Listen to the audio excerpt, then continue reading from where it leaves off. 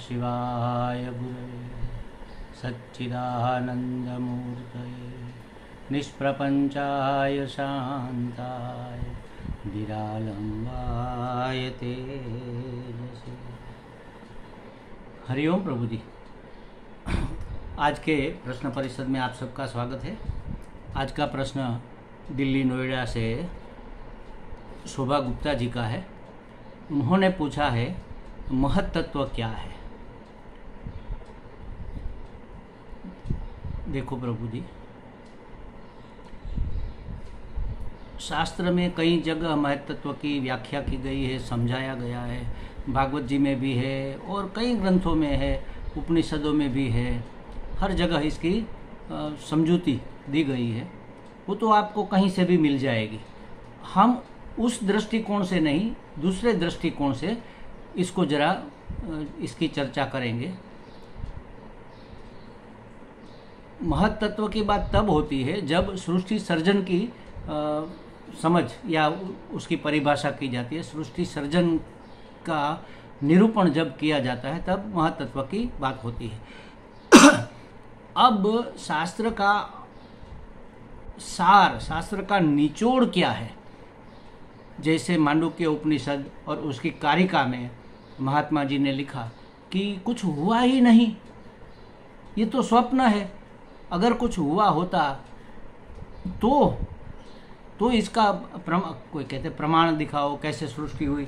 अब सृष्टि की जो सर्जन की प्रक्रिया है वो अनेक प्रकार से दी गई है, अलग अलग, सब अलग, कि इसमें से ये उत्पन्न हुआ, ये उत्पन्न हुआ, ये पंच महाभूत उत्पन्न हुए, फिर पंच महाभूत से ये प्रपंच हुआ और प्रपंच में से ये सब सर्जन हो गया।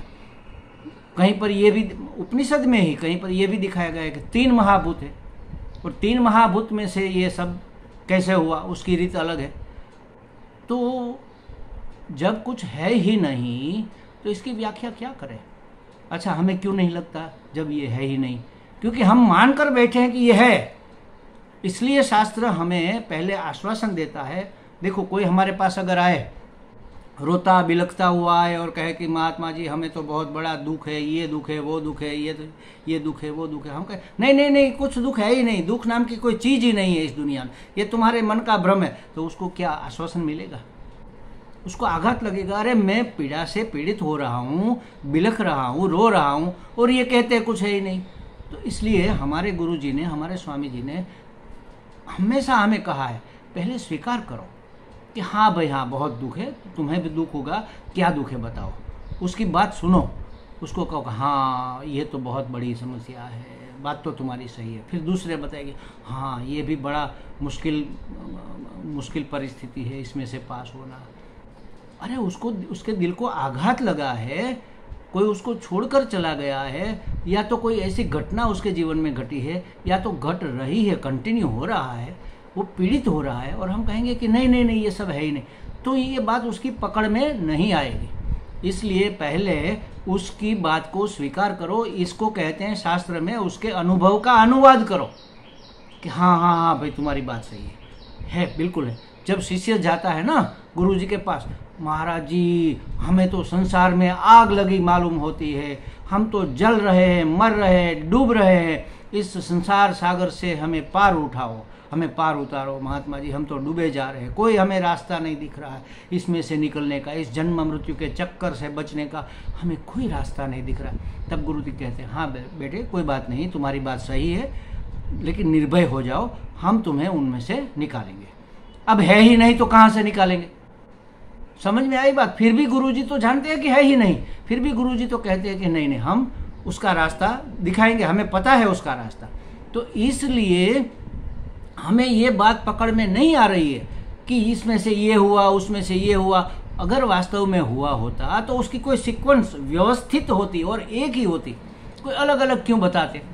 इसलिए हमें लगता है कि ये सृष्टि वास्तव में है, सत्य है, उसमें हम हैं, हम सुखी दुखी हो रहे हैं, हम कुछ करते हैं, हम कुछ भोगते हैं, हमारे ये संबंधी है, हम किसी से बंधे हुए हैं, ये हमारी मर्यादा है, ये हमारी परिच्छिन्नता है, ये हमारी पराधीनता है, हम कुछ जानते नहीं, ये हमारा अज्ञान है। ये सब बातें हमें सही लग रही, क्योंकि हमने शुरुआती, जब शर्ट होता है ना, शर्ट पहनते हैं लोग, तो पहला बटन समझ लो कि ये गलत दे दिया, पहले बटन और दूसरे कांच में, दूसरे होल में डाल दिया, तो सब बटन गलत होंगे, समझ लो पहला गलत हो गया, सब गलत होंगे। हमने मान लिया पहले ही कदम पर कि सृष्टि तो सत्य है, तो सब गलत होगा। इसलिए महात्मा लोग कहते हैं कि कुछ हुआ ही नहीं अगर हम इसको पहले मान कर चले। अभी हमें ज्ञान नहीं हो रहा है, अभी हमें सत्य ये बात नहीं लग रही है, अभी हमें हमारे गले नहीं उतरे, लेकिन मान तो लो। हम तो मानते भी नहीं, जानते भी नहीं, और कहते हैं कि हमने तो बहुत जान लिया, और हम मानने लग जाते हैं। अरे उल्टा जाना, अधूरा जाना, विक्षेप हुआ, रज्जु में सांप दिखा, हमने जान लिया वहां पर सांप है, क्या खाक जान लिया सांप है। तो ये पहली बात तो मैं आपको ये बता दूं कि शास्त्र जो बताते हैं ये तरीका इसलिए है, वो हमारे अनुभव का अनुवाद कर रहे हैं। हम तो मान कर बैठे हैं ना ये सृष्टि हुई है, इसलिए उसकी सर्जन की प्रक्रिया बताती है कि सबसे पहले क्या हुआ। जैसे समझो कि हमें पूरी बनानी है, तो कहेंगे कि सबसे पहले एक कथौटी लो, एक बड़ा सा बर्तन लो, फिर उसमें 1 कप गेहूं का आटा डालो, फिर उसमें मिर्च मसाला नमक जो भी डालना है ये डालो, इसका प्रमाण इतना होना चाहिए, फिर पानी डालो धीरे धीरे थोड़ा थोड़ा करके, और पानी इतना डालना है कि आटा ऐसा गूंदे, न टाइट हो न तो ढीला हो, फिर उससे आप छोटे छोटे लुए बनाओ। तो ये पूरी प्रोसेस बताते हैं, क्योंकि वास्तव में पूरी बनती है, हमें दिखती है, लेकिन सृष्टि सर्जन में अगर नहीं हुआ है, फिर भी अगर हमें लगता है कि सब कुछ हुआ तो है, ये नक्कर जो दिख रहा है उसको हम इनकार कैसे करें। तो इसलिए हमारे अनुभव का शास्त्र अनुवाद करता है और कहते हैं कि सबसे पहले महत्तत्व हुआ। अब इस शब्द को समझो और इसकी चर्चा सुनो। महत्तत्व सबसे पहले हुआ। महत्तत्व शब्द को समझो पहले, शब्द क्या कह रहा है। शब्द स्वयं बोल रहे हैं, लेकिन हम सुनते कहाँ पर है। महत् माने महान, इतना महान, सबसे महान। महत् तत्व, सबसे महान तत्व पहले हुआ। सबसे महान तो परमात्मा ही है, सबसे महान, सबसे श्रेष्ठ, उत्तमोत्तम परमात्मा ही है। एकम एव अद्वितीयम, परमात्मा ही है, एकमात्र है, अद्वितीय, कुछ दूसरा कुछ है ही नहीं। है ही नहीं तो कुछ होगा कहाँ से। लेकिन जब उस अनंत चैतन्य ने एक संकल्प किया कि हम सर्जन करें, या तो सर्जन हो, एको हम बहुश्याम, हम एक है, अब हम बहुत हो जाए। जब ऐसा संकल्प हुआ, सिर्फ संकल्प होने मात्र से विजृंभण हुआ, कुछ वाइब्रेशन हुआ, क्योंकि वो तो शांत, शांत ही नहीं प्रशांत स्वरूप है। कहते हैं ना, नारायण क्षीर सागर में अनंत नाग की शैया पर, शेषनाग की शैया पर लेटे लेटे सो रहे हैं। सो रहे, जब आदमी सोता है तब शांत होता है, बिल्कुल शांत, एकदम तन से शांत, मन से शांत, बुद्धि से शांत, अहंकार से। अहंकार तो कभी शांत होता ही नहीं, लेकिन निद्रा में वह भी शांत हो जाता है। अंग नहीं हिल रहे, इंद्रियां नहीं काम कर रही है, सब शांत है। इसलिए जब हम निरूपण करते हैं कि परमात्मा सो रहे हैं, तो इसका मतलब क्या है। इसका मतलब यही है कि सब शांत स्वरूप है, बिल्कुल शांत स्वरूप। उसके पास ब्रह्मा जी और देवता गए और कहा कि महाराज हमें बचाओ, हमें बचाओ, ये वृत्रासुर बड़ा बलवान है और बड़ा परेशान कर रहा है। तब नारायण जागते हैं, धीरे से करवट लेते हैं, मतलब थोड़ा उसमें संचार होता है। आई बात समझ में। तो भगवान ने जब संकल्प किया तो संचार हुआ, कुछ बना नहीं, महत् तत्व प्रकट हुआ। था तो सही, प्रकट हुआ, उसको कहेंगे, समझ लो, ये भी कहते हैं प्रकाशित हुआ।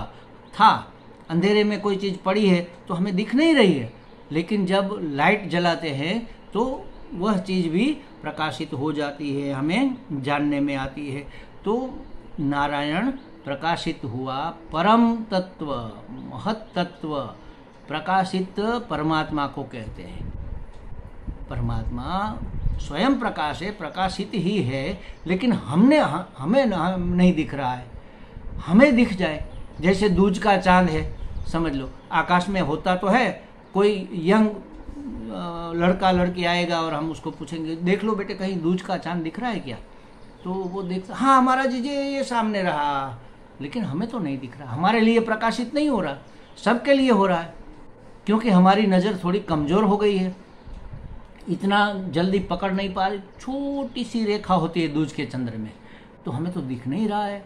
आषाढ़ी दूज का चंद्र तो दर्शन करने योग्य होता है, वो तो बड़ा पवित्र कार्य है, तो हमें देखना है, बेटा हम बताओ कहाँ पर है कहाँ पर है, तो वो कैसे बताएगा इतने बड़े आसमान में, तो वो कहेंगे महाराज जी आप ऐसा करो, टॉप के ऊपर हम बिल्डिंग के 12वें 13वें माले पर है तो कुछ बीच में आ नहीं रहा, कहेंगे आपको वो दूर क्षितिज दिख रहा है, तो हाँ क्षितिज जहाँ धरती और आसमान मिलते हैं वो दिख रहा है, अच्छा वहाँ पर एक पेड़ है दिख रहा है, हाँ दिख रहा है, पेड़ की एक डाली ऐसे निकली हुई है बाहर दिख रहा है, हाँ दिख रहा है, उस डाली से समझो कि 2 फीट ऊपर आप नज़र करो वहाँ दूज का चांद है, तो ऐसे करते करते हाँ हाँ दिख गया, वो क्या अंतर 2 फीट का था, नहीं था, लेकिन किसी का आधार लेकर वह दिख गया, माने प्रकाशित हो गया, महत तत्व। तो अनंत चैतन्य का प्रकाशित होना, कैसी उल्टी बात है देख लो, चैतन्य उसी को कहते हैं जो स्वयं प्रकाश है, बिल्कुल चमाचम चमक रहा है, और उसको कहेंगे प्रकाशित हो गया, तो अब तक नहीं था क्या था, लेकिन हमारी अकल वहाँ पर काम नहीं कर रही थी।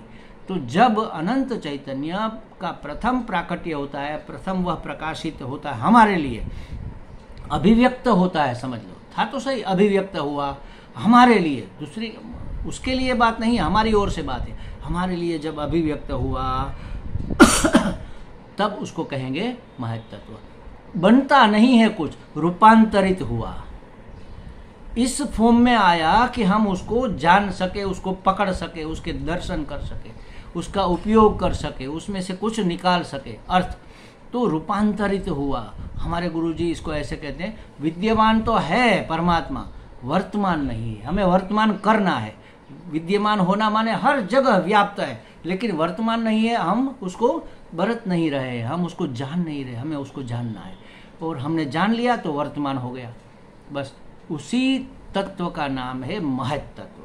परमात्मा जब पहला प्रागट्य उसका हुआ, पहला रूपांतरण हुआ, पहली अभिव्यक्त हुई, पहला प्रकाशन हुआ, पहला वर्तमान हुआ, विद्यमान में से वर्तमान हुआ, उस तत्व का नाम है महत तत्व। वास्तव में महत तत्व नाम की कोई चीज़ वास्तव में नहीं है, यथार्थ रूप में अगर वह होता तो उसमें से फिर ये होता, इसमें से ये हुआ, इसमें से ये करके करके सब सत्य हो जाएगा। मिथ्या कुछ है ही नहीं, वैसे तो अगर सब में परमात्मा देखो तो मिथ्या कुछ है ही नहीं, मिथ्या कुछ है माने कि कुछ है ही नहीं, मिथ्या नाम की कोई चीज़, कोई चीज़ होती तो उसको कहते कि ये सत्य है और ये मिथ्या है। मिथ्या का मतलब ही यही होता है कि है नहीं, हमें दिख रहा है ही नहीं, हमें प्रतीत हो रहा है ही नहीं, हमें अनुभव सा लग रहा है, वास्तव में नहीं है। तो उस तत्व को हम कहेंगे महत तत्व। महत माने महान से महान तत्व, तो वो तो परमात्मा ही है। परमात्मा प्रकाशित हुआ हमारे लिए, हमें दूज का चांद दिख गया, हाँ हाँ हाँ दिख गया, कितना सुंदर, ऐसा टेढ़ा, थोड़ा सा ऐसा टेढ़ा सा है और चमाचम चमक रहा है, हाँ अब हमें दिख गया, तो प्रकाशित हुआ हमारे लिए।